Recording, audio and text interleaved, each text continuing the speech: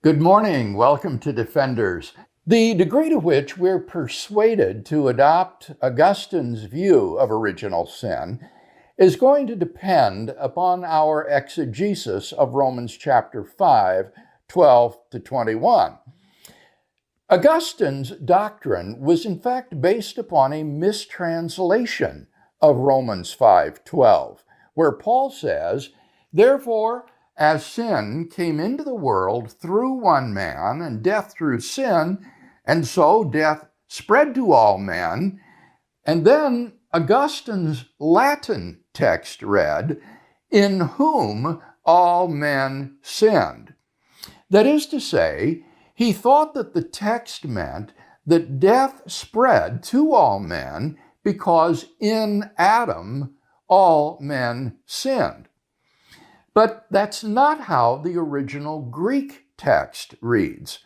Most commentators construe the Greek expression ho as a causal conjunction, because, and take all men sinned to refer to people's own individual acts of sin. Paul says then that death spread to all men because all men sinned.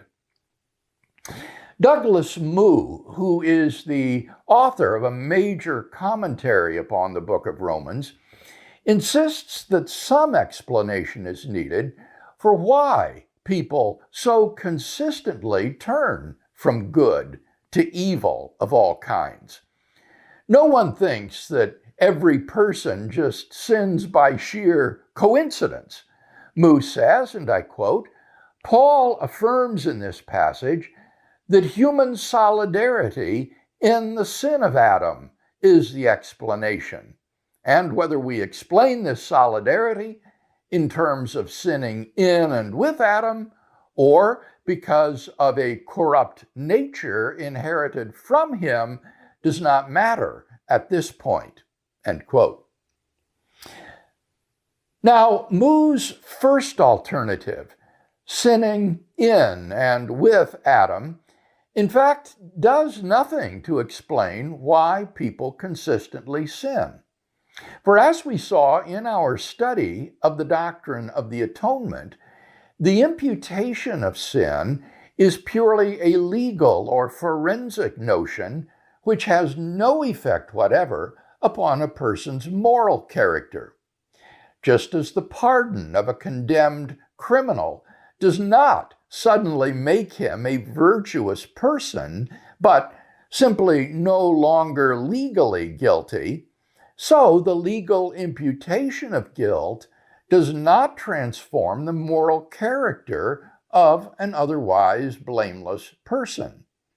Hence, the traditional doctrine of original sin postulates minimally a corrupted human nature inherited from Adam, if not imputed guilt, as the explanation for the universality of sin. But does Paul teach such a thing? As Moo observes, the doctrine is perhaps surprisingly nowhere to be found in Romans 5, 12 to 21. There's nothing here about a corrupted nature inherited from Adam. That raises the question, is there no other alternative to either imputation or corrupted nature for explaining the universality of sin? Well, of course there is. Our inherent self-seeking animal nature, in combination with the web of corruption in which we are born and raised, explains the universality of sin. Such a natural biological tendency towards survival and hence selfishness, coupled with a morally corrupt environment, suffices to explain why all have sinned. This explanation of the universality of human sin does not require even that Adam and Eve had biological ancestors, merely that they were created by God with a biological propensity to survival that is then reinforced and distorted by upbringing and society. So, on this view, Adam was the floodgate through which sin and death entered the world, and death then spread to all men because each one sinned in his own turn.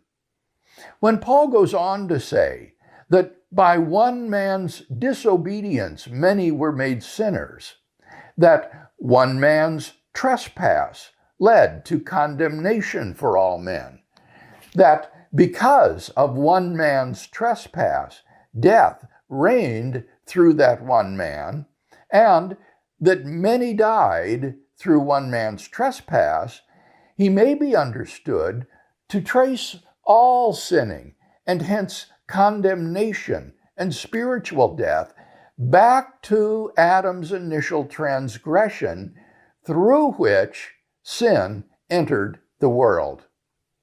Scholars sometimes appeal to pseudepigraphal Jewish texts like 4 Ezra 7, verse 118.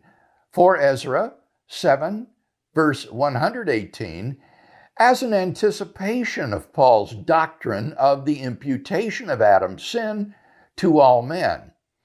But these scholars typically fail to quote the verse in context. Here is the conversation that takes place between Ezra and the Lord.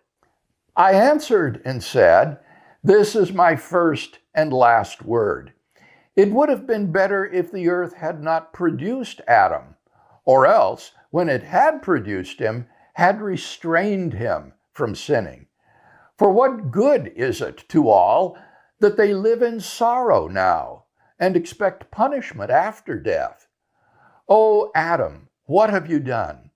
For though it was you who sinned, the fall was not yours alone, but ours also, who are your descendants. For what good is it to us if an eternal age has been promised to us, but we have done deeds that bring death? And what good is it that an everlasting hope has been promised us, but we have miserably failed? Or that safe and healthful habitations have been reserved for us, but we have lived wickedly?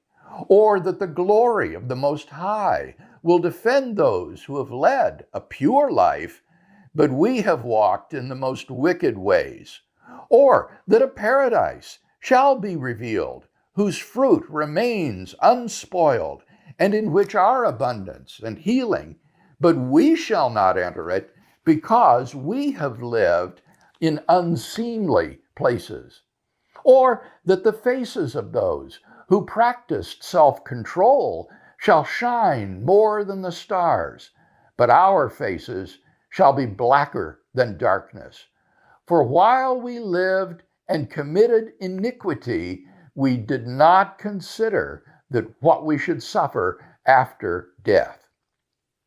He answered and said, "This is the meaning of the contest which every man who is born on earth shall wage, that if he is defeated, he shall suffer what you have said, but if he is victorious, he shall receive what I have said."